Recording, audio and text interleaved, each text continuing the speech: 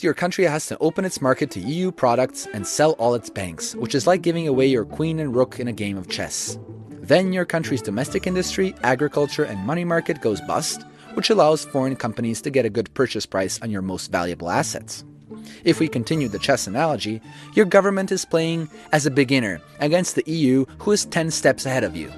You may know how to move the figures, but your opponent knows how to draw you to thin ice and get what he wants. Checkmate. In the Czech Republic, the EU forced the sugar industry to close their factories. Because the EU had too much sugar it was importing from Cuba that made them bigger profit. Instead, the Czechs got a little gift from the Germans, their dirty industry, which they couldn't keep in Germany due to the Kyoto Protocol. In Hungary, the people's vineyards were first destroyed by French dumping prices, which then caused the Hungarians to not be able to pay back their loans to the banks, and foreigners bought their property at low prices. This is why the most famous Hungarian vineyards, such as Tokaj, are owned by the English. There's no work, says this man, just poverty. The situation has become worse since the sugar factory in nearby Serench closed down last year. 80 people from Mizozombor lost their jobs. The factory is being torn down. I think you can see a pattern here. These places, like the Balkans and the rest of Eastern Europe, were not supposed to be colleagues and equals in a brotherhood of nations, but rather they were supposed to be markets for Western industrial goods. They were supposed to be markets for cheap labor.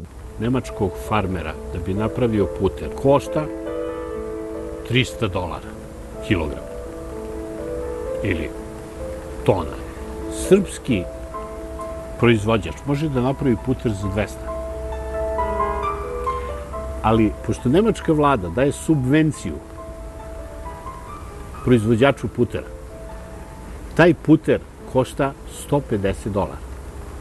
I taj puter je $50 jeftiniji nego srpski. I mi jednog dana dobijemo kompletnu lepezu uvežene poljoprivrednih roba, a naš seljak nema gde to da proda. Bear in mind it takes a while to join the EU. 12 godina mi treba potpuno da otvorimo vrata za robu iz Evropske unije, a oni izvoze robu koju subvencioniraju. I ona je jeftinija od naše proizvodnje. Mi nemamo pare da dajemo subvencije svojim poljoprivrednicima. Na taj način mi se od proizvođača poljoprivrednih proizvoda pretvaramo u uvoznika poljoprivrednih proizvoda. I na taj način oni gase našu poljoprivredu. Gase jednu po jednu granu. You won't hear about these things in the media, though. The European Union spends over 2 billion euros per year for its representation in the media. They sponsor shows on television, on radios. They sponsor programs and so on. They organize conferences, especially just for the journalists. It's a massive industry. You hardly ever hear criticism about the European Union from the journalists.